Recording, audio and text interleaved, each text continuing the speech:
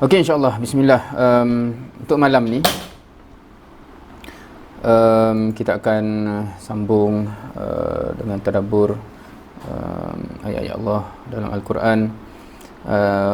Satu lagi surah, insyaAllah. Of course, kita recently dah pun membincangkan surah-surah Al-Fil, surah Quraisy, dan sebelum tu surah An-Nasr. InsyaAllah hari ini kita akan cover lagi satu surah yang dalam yang dekat-dekat dengan surah tersebut, iaitu surah ini, Ara'aital ladzi yukadzibu biddin. So insyaAllah saya akan bacakan dulu. A'udzubillahi minasyaitonirrajim. Bismillahirrahmanirrahim.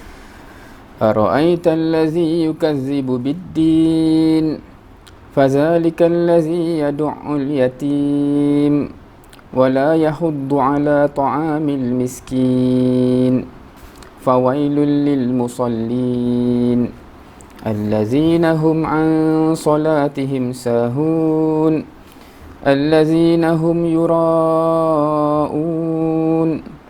wa yamna'unal ma'un.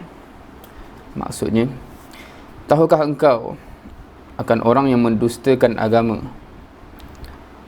Dan di situ ada penafsiran meliputi hari pembalasan. Orang itu ialah orang yang mengherdik anak yatim dan ia tidak menggalakkan untuk memberi makan kepada yang berhak diterima oleh orang miskin. Maka kecelakaan besar bagi orang-orang yang ahli sembahyang, mereka yang berkeadaan lalai terhadap solatnya, dan orang-orang yang berkeadaan riak dan tidak memberi sedikit pertolongan. Sadaqallahul azim.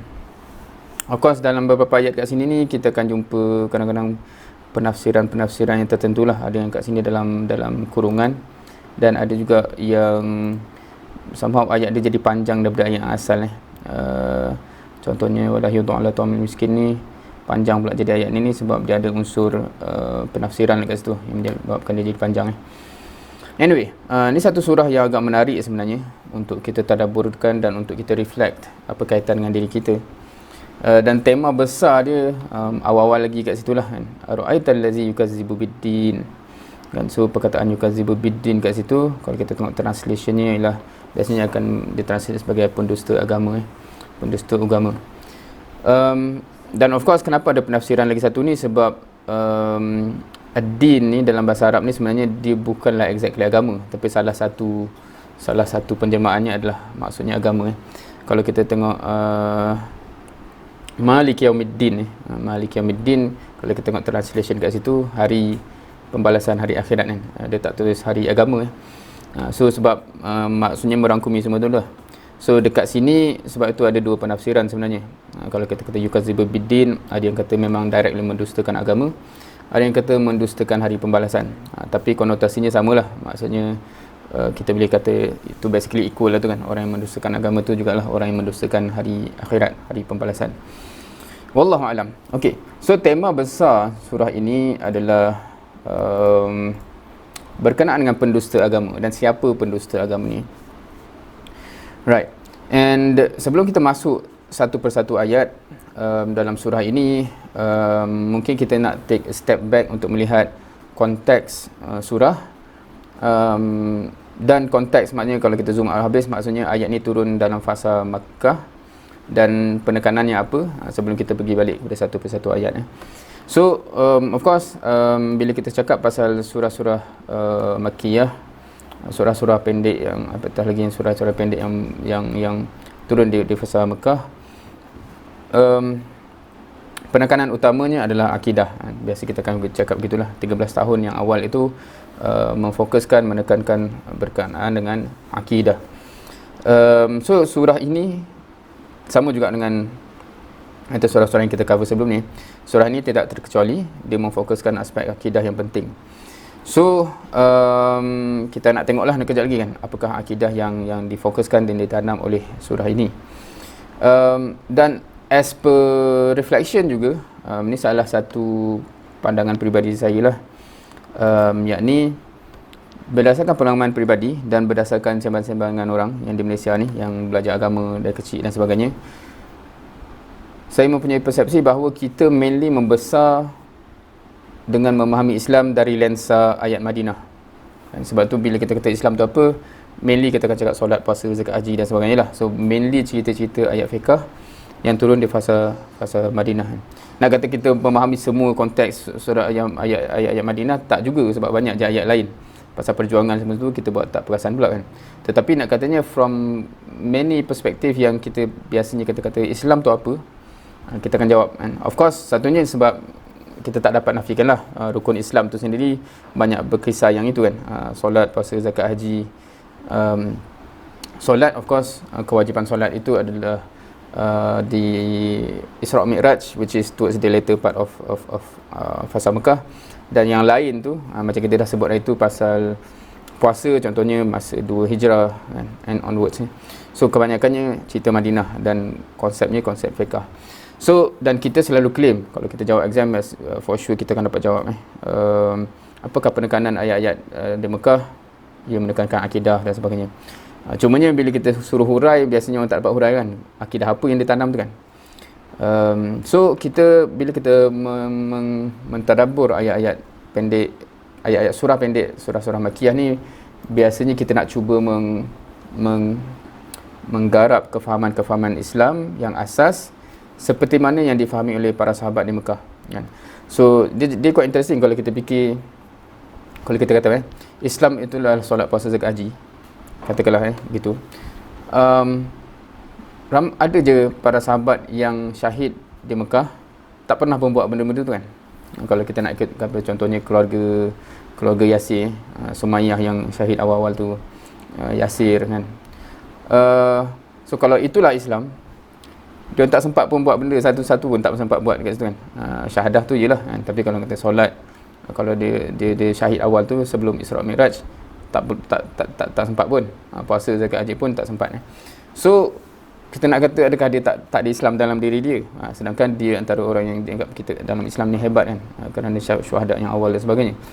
So masa itu Islam tu apa kan? Apakah Islam ketika itu, sedangkan tempoh tu lama kan? So kalau kita faham Islam tu hanya dengan benda yang turun di Madinah, so yang selama yang dekat Mekah tu apa benda Islam kan. So itu yang kita nak cuba faham dengan surah-surah ini. Sebagaimana sahabat, first and foremost, sebelum dia diperkenalkan dengan fiqh, dia diperkenalkan dengan essence Islam itu sendiri. Dan pada pandangan saya, kita akan tengok lepasnya kan, sama ada setuju atau tidak. Pada pandangan saya, secara besarnya umat Islam sekarang dia kehilangan yang itu di kalangan essence Islam yang Allah turunkan di Mekah kan. Allah kata inilah Islam. So apa benda tu kan? Dan benda ni lah sebenarnya yang menjadi asas penting yang dibina atas diri para sahabat, sehingga apa saja ayat yang turun di Madinah, dia mampu carry, dia mampu pikul, dia mampu laksanakan sebab asasnya dah lengkap. So kalau kita ni tanpa itu terus, sebab tu kita menghadapi cabaran yang besar sebenarnya dalam nak menakung dan nak mengimplement ayat-ayat yang banyak yang turun di fasa Madinah. Terutamanya kalau kita cakap surah Al-Baqarah yang panjang tu, tanggungjawab punya banyak kat situ. Kenapa kita terasa macam tak mampu nak buat? Sebab kita banyak skip ayat-ayat Mekah tu lah kan. So itu satu pandangan yang based on personal observation, saya rasa begitu bagi kebanyakan kita. Now, kita pergi kepada insyaAllah pergi kepada ayat per ayat untuk kita lihat apa antara intipati yang sepatutnya kita dapat daripada surah ini. So, bermula dengan ayat yang pertama, Ara'aital ladzi yukazzibu biddin kan. Kat sini dia translate tahukah engkau kan.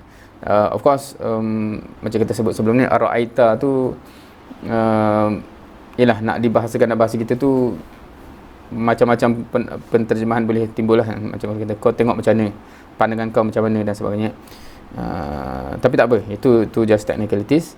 Tapi fokus dia ialah orang yang mendustakan agama. Kita ambil translation tu, ataupun bolehlah serentak dengan itu, orang yang mendustakan hari akhirat. Siapa dia orang ni kan? Kalau kita tak tahu lagi ayat yang lepas tu, of course kita dah sebab ayat ni kita dah baca habis kan.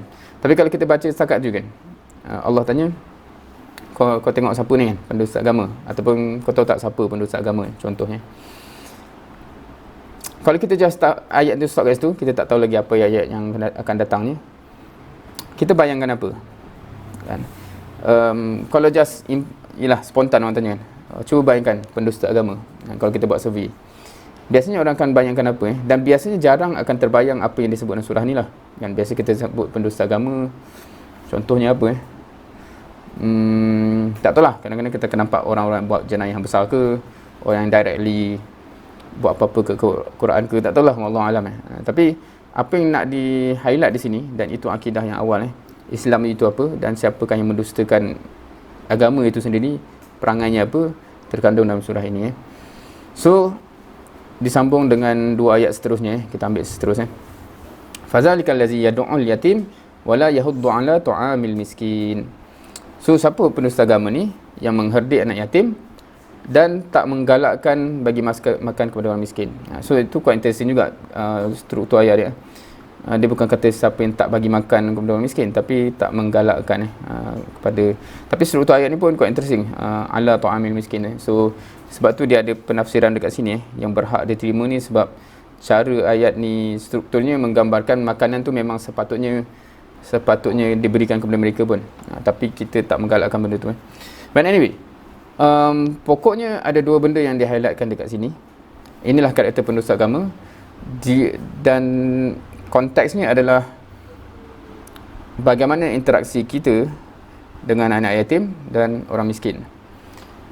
Itu Dan dua kategori ini adalah kategori manusia yang secara manusiawinya kita boleh appreciate dia orang memerlukan bantuan. Maknanya kalau kita tak belajar agama Islam ke, non-Muslim pun boleh appreciate bila kita cakap orphan kan, anak yatim kan, orphan, ataupun poor kan, orang miskin So rasanya tak kisah agama apa, tak kisah orang ada agama ataupun tidak, tak ada yang menafikan bahawa kita merasai bahawa anak yatim, orphans dan poor ni actually need our help, need the help of others lah, dan sepatutnya kita simpati dan sebagainya.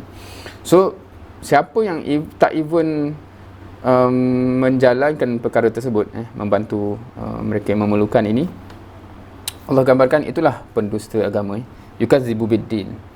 So ini satu benda yang quite interesting maknanya selama kita belajar Islam dari kecil sampai sekarang tak kisahlah sekolah agama ke, sekolah petang ke dan sebagainya, adakah ini gambaran Islam yang kita belajar? Maksudnya gambaran sehingga tersemat dalam diri kita, pendusta agama tu adalah orang yang tak tolong orang susah kan.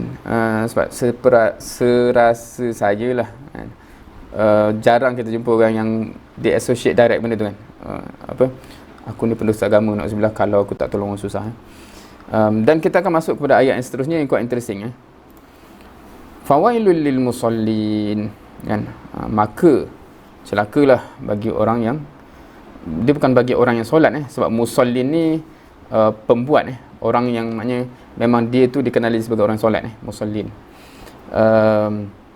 So kat sini sebab tu dia translate sebagai ahli sembahyang musallin. Maksudnya bukan dia pernah solat, tapi memang dia orang yang solat tapi celakalah orang solat tu Kenapa pula kan?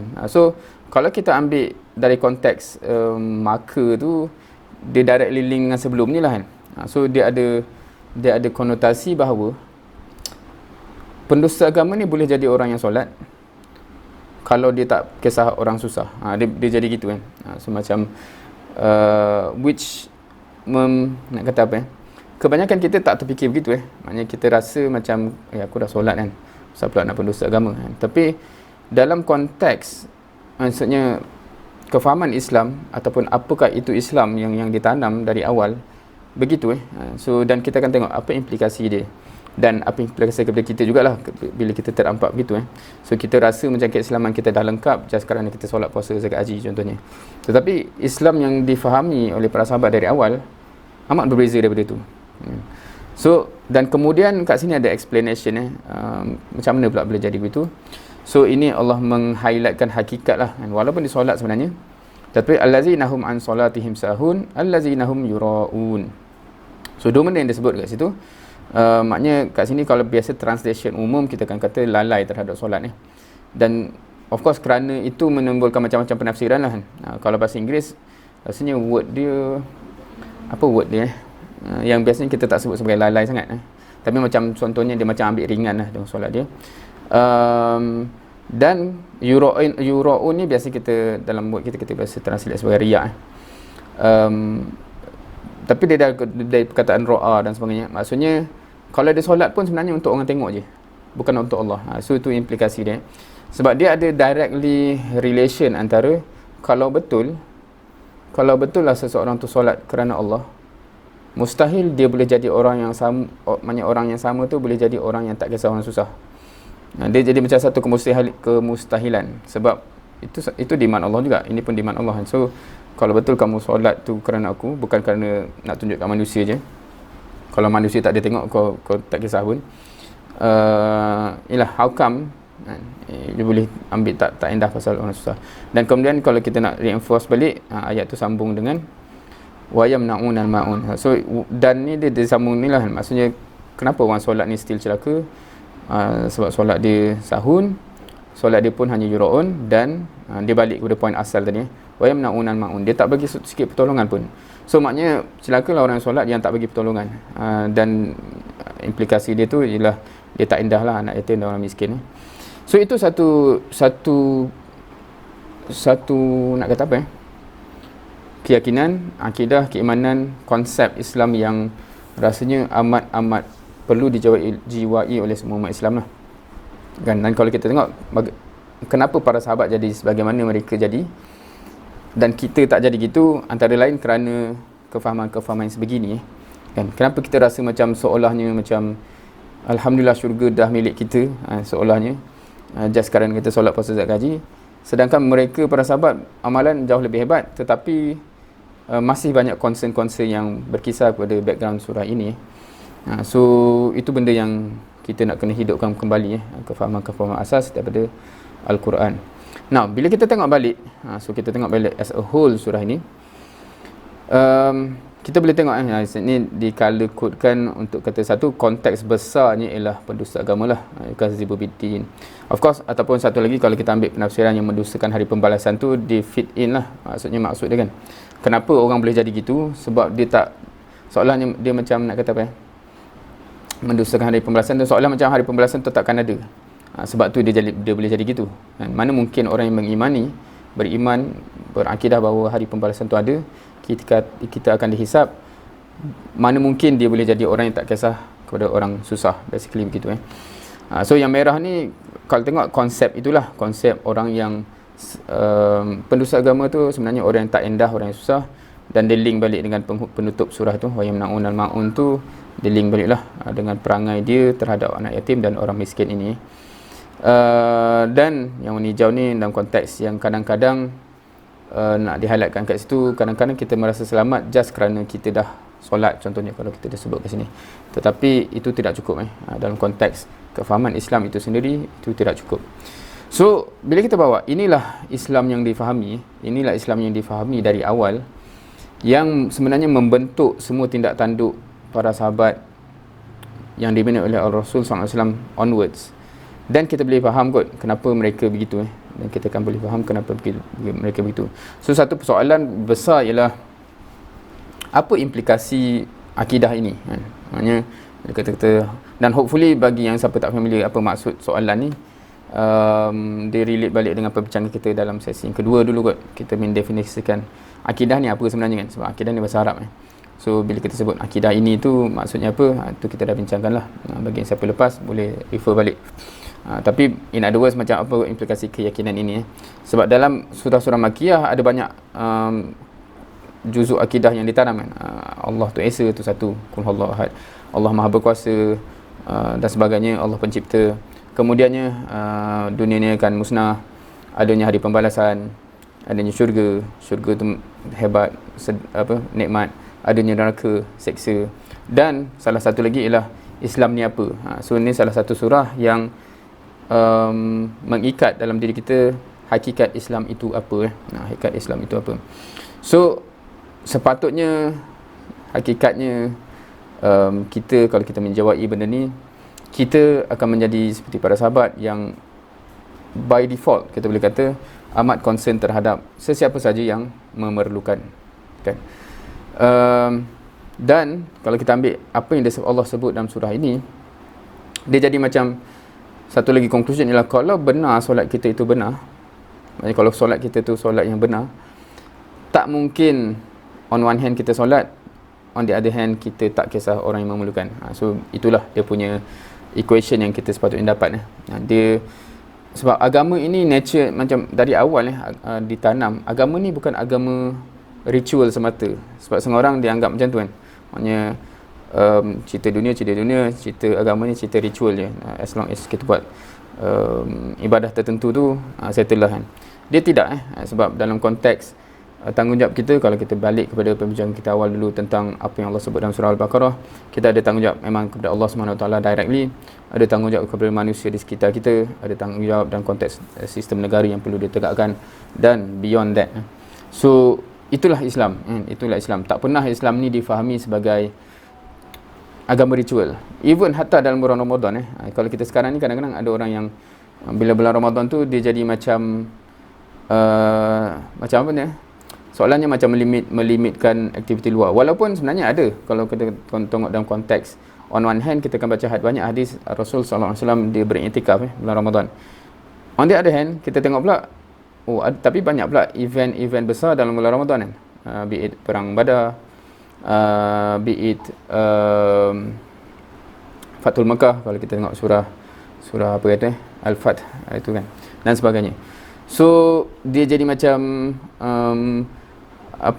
priority itu difahami. So bila ada something apa yang lebih besar so itu juga kita nak bincang hari ini kejap lagi insya-Allah.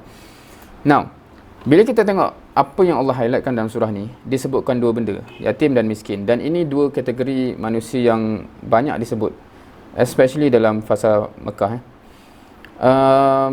dan dua word ni adalah dua kelompok manusia yang tak perlu jadi orang Islam boleh faham kan, kenapa kita patut concern pada mereka.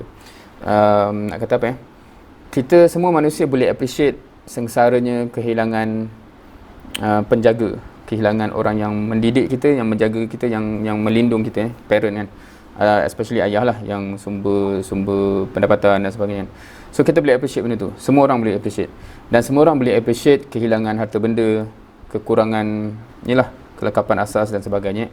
So bila disebut begitu, sebab itu juga boleh kata amar ma'ruf ma'ruf biasa kita translate menyuruh kepada kebaikan tapi ma'ruf tu on the other words macam ma'ruf dia ada ain rafa arif kan, yang diketahui, maknanya dia kebaikan yang difahami dia macam kalau orang tak beragama pun benda tu difahami sebagai kebaikan so bila kita menyuruh kepada kebaikan tu dalam konteks word amar ma'ruf, word ma'ruf tu serentak menggambarkan benda tu diarif, maknanya orang semua faham benda tu baik. So dia bukan macam mana benda tu baik dia tak begitu kan. So dari awal biasanya akidah yang diturun tu sebenarnya orang yang hatinya murni boleh nampak kebaikan Islam tu tanpa perlu nak orang kata apa nak faham dengan kompleks lah. Semua orang faham Islam mengajak untuk buat benda ni, dan semua orang faham benda ni memang sepatutnya lah, kalau orang yang baik kenalah buat benda tu kan, takkan tak tolong dan sebagainya. Okey, itu konteks pertama dalam konteks yang sepatutnya, sebab surah ini kita kena faham juga surah Makkiyah ni bukan hanya turun untuk para sahabat sebab dia turun untuk semua. Dan itu satu lagi dimensi kita ni baik-baik pun kita akan kongsikan pasal Quran ni kepada orang Islam je kan. Sebab kita katakan Quran tu untuk orang Islam, tapi sebenarnya tak sebenarnya Quran itu untuk semua. Kalau Rasul SAW pun dia bukan macam ni Quran yang didapat tu lah yang disebar kepada orang musyrik tu kan. Dia bukan maksudnya ni Quran untuk Islam je. So nak cerita apa pula ke orang musyrik kan, sebab yang dia cerita kepada orang musyrik tu Quran tu juga. Banyak konsep kebaikan universal sebenarnya yang ada di situ, yang sebenarnya boleh di-appreciate secara direct. Cumanya adakah kita kongsi atau tidak, itu satu persoalan lah. Now, sekarang ni saya cuba highlight benda ni. Maksudnya bila Allah kata tolong orang yang memerlukan dalam konteks yatim dan miskin, semua orang boleh appreciate. Added to that, kalau kita dah sedia Muslim, kita dah beriman, kita akan ada satu gambaran lagi, yakni dunia ni sementara, akhirat tu yang kekal. Kan, dunia ni sementara, akhirat tu yang kekal. In other words, kita akan rasa ada value yang lebih tinggi dalam benda akhirat sebab dia kekal abadi berbanding dunia. So, kalau kita gabungkan dua benda tu, kita melihat orang yang yatim dan miskin yang kita, sebab kita kata semua orang boleh appreciate kenapa yatim dan miskin tu perlu bantuan adalah dalam aspek benda yang duniawi kan. Duniawi tu maksudnya tak ada ayah yang jadi pelindung kita, oh kesian, dia serba kekurangan rumah dia ke, harta dia ke, kesian. Tapi itu semua benda-benda duniawi kan. So kalau itu pun kita dah sepatutnya kesian, dan memang itu tuntutan agama, maksudnya kalau tak kesian, tak tolong, memang pendusta agama. Apatah lagi kalau kita relate dengan benda yang lebih berharga, jauh lebih berharga, yakni akhirat kan. So dekat sini satu persoalan yang saya nak bawa lah kan. Kalau orang yang meyakini, kalau maknanya kita gabungkan dua-dua maksudnya dengan orang yang kekurangan duniawi pun kita sepatutnya appreciate, dan itulah menggambarkan kita tak mendustakan agama. Dan kita juga meyakini akhirat tu nilainya lebih tinggi daripada dunia. Bagaimana kita punya persepsi terhadap yang yatim dan miskin agama? Kalau saya phrasekan begitu yang yatim dan miskin agama, ada tak orang yang begitu kan? Dan kalau kita faham value-nya di mana, contohnya kalau kita kata miskin dunia, kalau yang cukup miskin rumah pun tak ada, contohnya kita tengok dia duduk kat bawah jambatan kan, kesian tak? Sepatutnya kesian lah. Kalau kita ada hati perut, kita sepatutnya kesian. Kita pun tahu nilai ada tempat berteduh dan sebagainya kan. Tengok kesian dia tak ada. Kadang-kadang dia dengan kotak juga dan sebagainya kan. Sepatutnya kesian. Itu kita nampak value possession of wealth yang ada dalam konteks dunia. Dan kita sepatutnya kesian. Sepatutnya kita rasa nak terpanggil untuk bantu. At the same time, bila kita nampak orang yang tak ada benda yang valuable untuk akhirat, sepatutnya pun sehebat itu juga. Contohnya apa? Kalau kita ada member yang tak solat lagi, tak solat 5 waktu, sepatutnya saya kesian tak? Kan? Sepatutnya saya kesian tau. Sebab itu, kalau kita kata sampai yang tak solat kalau ada Muslim yang tak solat 5 waktu, itu miskin tahap apa tak tahu lah kan. Sebab itu amalan yang pertama nak ditanya pun kan. Kalau kita kata amalan yang pertama yang ditanya solat, so itu pun dia tak ada. So apakah yang dia boleh bawa balik ke akhirat contohnya kan. So kita sepatutnya nampak. So satu soalan yang penting untuk kita, kalau kita tengok orang tak solat, kalau kita ada member tak solat first impression kita marah ke, tak puas hati dengan dia ke, nak marah ke, kita kesian. Perasaan tu sebenarnya menggambarkan lensa kita. Kalau kita rasa marah tu, kita dah ada tanggapan atau judgement yang dia sengaja dia sengaja nak lawan Tuhan kot sengaja nak lawan Tuhan, bengang betul aku. Tetapi kalau kita rasa macam somehow mungkin tak ada didikan agama, parent dia tak pernah ajar dan sebagainya, kita nampak dia sebagai miskin maknanya somehow dia tak ada benda-benda yang menyebabkan dia terpanggil untuk solat. Kalau kita tengok miskin, kita tak marah kan, kita sepatutnya rasa kesian dan kita nak tolong. So itu perasaan yang sepatutnya ada bila kita melihat orang-orang yang kita kata, kalau dalam bahasa saya, miskin agama tengok dia macam, solat pun tak. Kalau sekarang ni macam ada kalau yang member yang Masya Allah dia tu tak puasa sepatutnya kesian lah kan? Bukan sebengang tu. Sebab first default kita kena nampak dia sebagai miskin, bukan sebagai musuh agama sebab, dan yang kalau kita nak lihat balik ni, pendusta agama tu yang kita risau kita lah kalau kita tak kisah orang miskin kan. Apatah lagi kat sini kita nak relate dengan bila kita lihat orang yang miskin agama kan. Pernah rasa nak bantu tak kan? Bila kita tengok, bila kita realise benda ni, wallahualam, saya mengharapkan siapa-siapa yang dengar video ni dah solat 5 waktu lah kan. Kalau belum, saya mengharapkan untuk cubalah melihat kembali, memahami kenapa benda tu kewajipan, dan kewajipan yang amat Allah tekankan, dan kita lengkapkan benda tu sebab kalau kita yang masih begitu, kitalah yang sedang miskin dan apa-apa ke dana tu kan. Tapi kita, kalau alhamdulillah kita dah ada benda tu, kita kena realise itu satu nikmat sebagaimana macam kalau kita konteks dunia kita bukan kategori miskin, alhamdulillah kita lahir dalam keluarga yang ada, yang kalau tak berada sangat pun okey lah kan, berbanding yang memang lahir dia amat susah So itu satu nikmat yang patut disyukuri, yang kita dengan itu pun kita dah nampak, kesian dia miskin, kita patut bantu, hulurkan apa yang mampu kan. Similarly bila kita kata alhamdulillah keluarga kita, aku at least okey kan, ajar juga aku solat 5 waktu dan sebagainya, kesian keluarga kita tak pernah ajar kot kan. Hulurkan apa yang mampu, itu sepatutnya default orang yang memahami benda ni contoh lain apa boleh fikir sendirilah kan, apa contoh-contoh yang kita perasan macam dia tak ada orang pernah ajar ke benda kan, kesiannya yatim kan. Bukan kita suruh, bukan suruh verbalize kan, kau tu yatim agama atau miskin agama. Tapi nak katanya perasaan kita sepatutnya men-trigger untuk kita kesian dan kita rasa nak mampu, nak membantu. Alright. Disclaimer, bila kita cakap nak bantu tu, bukanlah kita perasan kita kaya sangat. Faham ke? Macam setengah orang dia kata, tapi bukanlah nak kata macam, oh aku ni kaya dengan agama dan sebagainya. Tak, dia macam, dia sama je dalam konteks dunia. Kenapa kita bantu orang yang susah daripada kita? Bukan sebab kita perasan kita kaya, tetapi sebab kita kesian dia kurang daripada kita. Itu je. So similarly, jangan, sebab kadang-kadang kita ni ada stigma ataupun nak kata ada apa inferiority complex ke apa, yang sehingga macam susah, macam siapalah aku nak nasihat orang kan. Soalnya begitu. Tapi bila kita faham dalam konteks, kalau macam kita nampak orang susah, ada ke kita cakap siapalah aku, mana aku layak nak sedekah kat dia, mana aku layak nak tolong.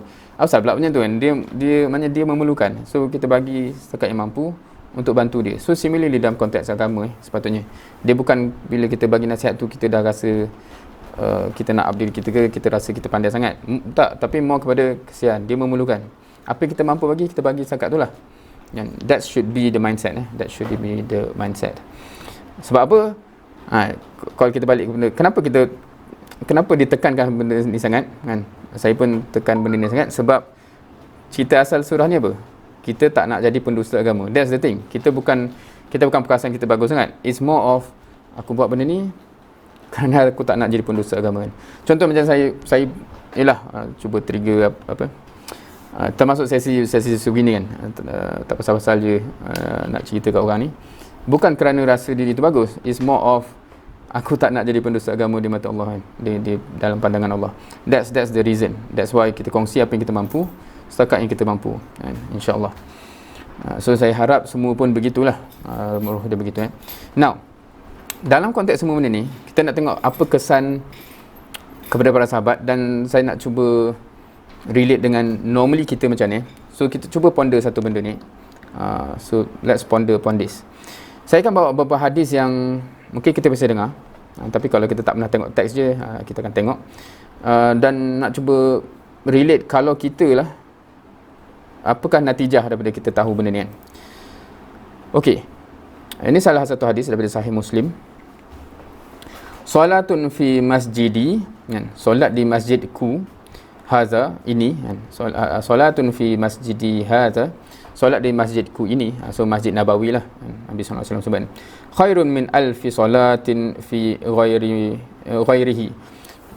Kalau kita tengok translate kasi, lebih daripada 1000 solat di tempat masjid yang lain lah ya, illa Masjidil Haram, maksudnya melainkan Masjid Haram. So maksudnya mana-mana masjid kat dunia ni selain Masjid Haram, kalau kita solat di Masjid Nabawi kan, khairun min alfi, kalau kita biasa alfi syahr ni macam word yang samalah, 1000 bulan kan kalau Lailatul Qadar. Dekat sini lebih baik daripada 1000 kali solat, 1000 kali ganda solat di tempat lain. So besar, maksudnya kalau kita solat sekali kat Masjid Nabawi, khairun ni maknanya lebih maksudnya lebih daripada kalau kita 1000 kali solat di masjid lain kan. Dan kalau kita kata solat di masjid pun dah lebih daripada solat sendiri kan. Tapi kalau solat Masjid Nabawi ni 1000 kali ganda tu, macam tak mampu kot kalau kita nak macam nak solat kat masjid kita ni sampai 1000 kali, macam mana so kan terlalu banyak dia punya gandaan tu kan. So amat berharga betul tak? Kecuali Masjid Haram, sebab Masjid Haram lagi besar. Dan kita tengok pula hadis yang ada sebut Masjidil Haram solatun fi masjidi hadza, solat di masjidku ini, Masjid Nabawi, afdal min alfi salatin fi ma siwa illa Masjidil Haram. So maknanya lebih afdal, lebih besar fadilatnya daripada 1000 kali solat di masjid lain lah kecuali Masjidil Haram. Wa salatun fil Masjidil Haram, dan solat Masjidil Haram pula afdalun min solati fi masjidi bimi'atin solah kan. Dan solat Masjid Haram pula sebenarnya mi'ah ni 100 kan, 100. Solat Masjid Haram pula ialah 100 kali ganda solat masjidku ini. So maksudnya solat Masjidil Haram di Mekah adalah 100 kali ganda solat Masjid Nabawi, yang 1000 kali ganda solat masjid kita, mana-mana kat satu dunia ni. So maknanya kalau direct relate antara Mekah dengan masjid kita tu 100,000 lah, 100,000 kali boleh tak? Okey, kalau kita bayang kita ni antara orang yang Allah takdirkan lahir di Mekah lahir di Mekah atau paling kurang lahir di Madinah, tapi kalau Mekah tu lagi besar kan. Kalau kita lahir kat situ ataupun kita duduk kat situ dan kita tahu hadis ni kata setiap kali solat kat situ 100,000 kali ganda daripada solat tempat lain. Kita akan ever pindah ke tempat lain tak? Kita akan ever tinggalkan tempat tu tak? Sebab setiap kali pergi solat tu 100,000, bukan calang kan, 100,000. Kita tak tahu tak boleh nak bayang apa kalau kita solat sekali dengan 100,000. Kita dalam hidup ni dah sampai 100,000 ke solat. Tu maknanya besar amat besar.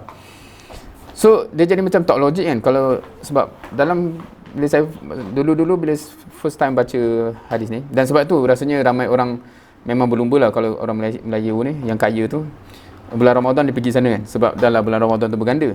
Solat di Mekah 100,000 pula tu kan. Memang wah, bukan calang lah pahala kan. So siapa yang ada tu maknanya bagus lah kan, kejar benda tu bagus kejar benda tu sebab pahalanya berganda sangat. So sebab tu kita tengok ramai yang berlumba-lumba orang Malaysia ke sana. Cumanya bila kita kata kalau kita faham hadis ni, subhanallah, maknanya kalau lah aku duduk kat sana aku takkan keluar, betul tak? Maknanya solat gitu 100 kali 100,000 subhanallah. Now soalan dia ialah, adakah kita akan ever tinggalkan tempat ni?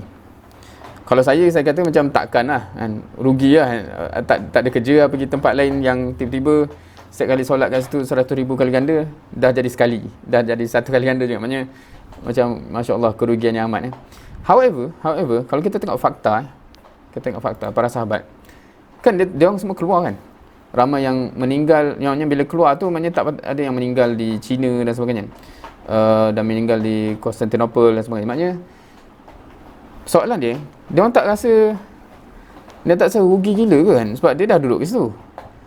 Tempat yang memang amat berharga, solat tu beratus kali ganda, ratus ribu kali ganda kan. Kalau kat Madinah at least 1,000, kalau kat Mekah 100,000. Tapi bila dia pergi begini kan, seumur hidup dia lepas tu setiap kali solat dia dah hilang 999, kalau 100,000 kali ni 99,999, maknanya dia dah hilang punya banyak multiply tu. Tak kerugi. So kenapa dia keluar? Kenapa dia kan semua sahabat keluar kan. So dekat sinilah nak katanya ada perbezaan orang yang hanya faham fiqh dengan orang yang faham essence agama tu. Maksudnya yes, ganjaran kat situ cukup besar. Tapi ada satu benda yang lagi besar daripada itu ialah isu mendustakan agama tu. Kalau dia duduk kat situ je, dia tak kisah orang luar tu tak dapat Islam lagi kan. Orang tak sampai ke Islam lagi sebagainya.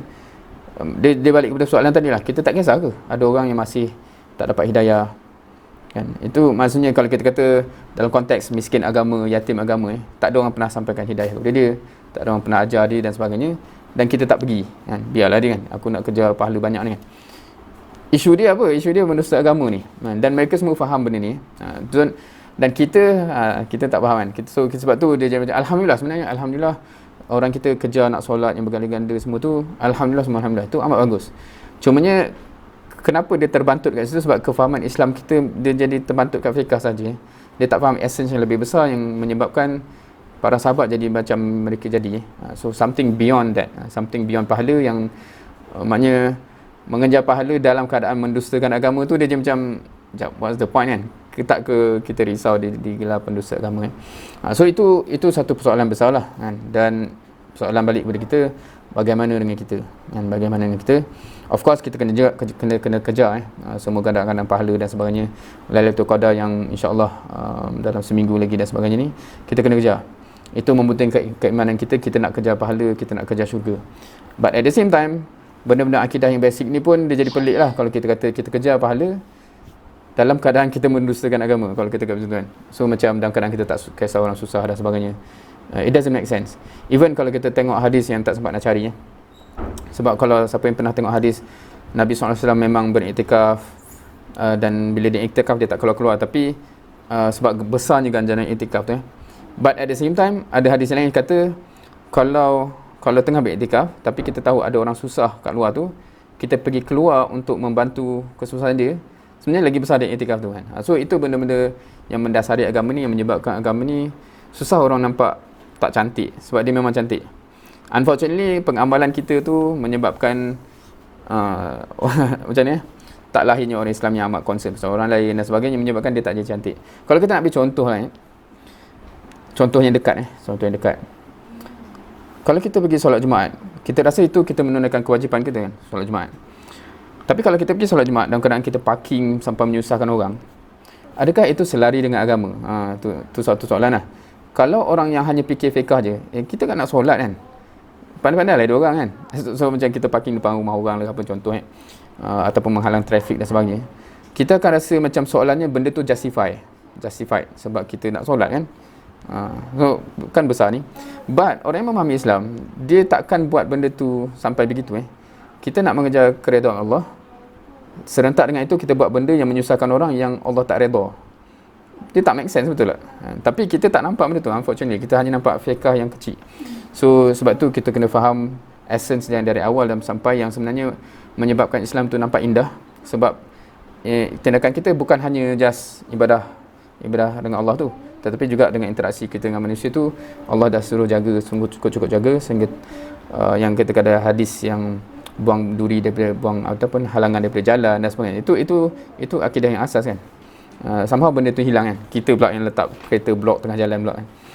Tak rasa macam itu bercanggah dengan iman ke kan. So itu antara benda-benda yang hopefully kita dapat hidupkan balik, supaya at the end of the day tak ada orang yang akan kata tak nampak Islam ni cantik dan kita membuktikan benda tu. InsyaAllah dia akan membantu dakwah, dan paling penting lagi, kita tidak tergolong dalam pendusta agama, na'udzubillah. So insyaAllah dah pukul 11:03 dah. Itu untuk malam ni. Harapnya kita makin memahami, makin dipandu oleh Al-Quran dalam konteks memahami Islam ni, dari segi conceptually, mindsetnya dan worldview-nya, dan juga dari segi amalan lah. InsyaAllah hopefully dia memandu amalan kita. Dan kalau saya nak ambil ni sebab kalau siapa yang kebetulan di UAE ni, Department Mechanical salah seorang yang saya kagum lah, antara lecturer, semua banyak lecturer yang saya kagum, tapi Prof Wakar antara yang memang kalau dalam meeting apa, dia selalu keluar tazkirah dan sebagainya. Dan satu benda yang dia sebut ialah, dia selalu concern pasal kalau siapa yang biasa kat UAE tu kan, kadang-kadang ada jalan yang macam nak pergi bank kat tengah tu, orang main parking, menyusahkan orang punya parking tu kan. So dia selalu tanya soalan macam tu kan, macam logik tak orang Islam buat macam tu? Kalau kita tak faham, itulah nak kata, macam bagi orang yang memahami Islam dalam konteks macam surah-surah ni yang kita dah faham, dia memang tak logik lah. Mana ada orang Islam buat kerja menyusahkan orang? Dia tak logik. Tapi bagi kebanyakan kita tak rasa Islam mengajar benda tu kan. So kita rasa macam menyusahkan orang, apa masalah dengan Islam kan. So itu satu benda yang hopefully kita makin faham, dan kita ajak semua orang untuk faham benda tu, supaya memang orang Islam ni nampak cantik lah. Kita sekarang ni semua yang menyusahkan orang ni orang Islam kan. So dia jadi macam mana kita nak expect non-Muslim nampak Islam tu cantik? Dia nampak macam Muslim ni tak peduli orang je kan. So na'udzubillah, kita tak nak kita yang jadi fitnah kan, kita yang menyebabkan Islam nampak buruk, na'udzubillah. Dan na'udzubillah, yang besar sekali kita tak naklah Allah anggap kita ni pendusta agama. Wallahu alam. Sampai di situ dulu untuk malam ni. Semoga bermanfaat, semoga membuahkan amal insya-Allah. Kita tangguhkan. Subhanakallahumma bihamdik, asyhadu an la ilaha illa anta, astaghfiruka wa atubu ilaik. Wal 'asri innal insana lafi khusr illa allazina amanu wa 'amilus solihat wa tawassaw bil haqq wa tawassaw bis sabr. Jazakumullahu khairan katsira. Wassalamualaikum warahmatullahi wabarakatuh. Sama, insyaallah.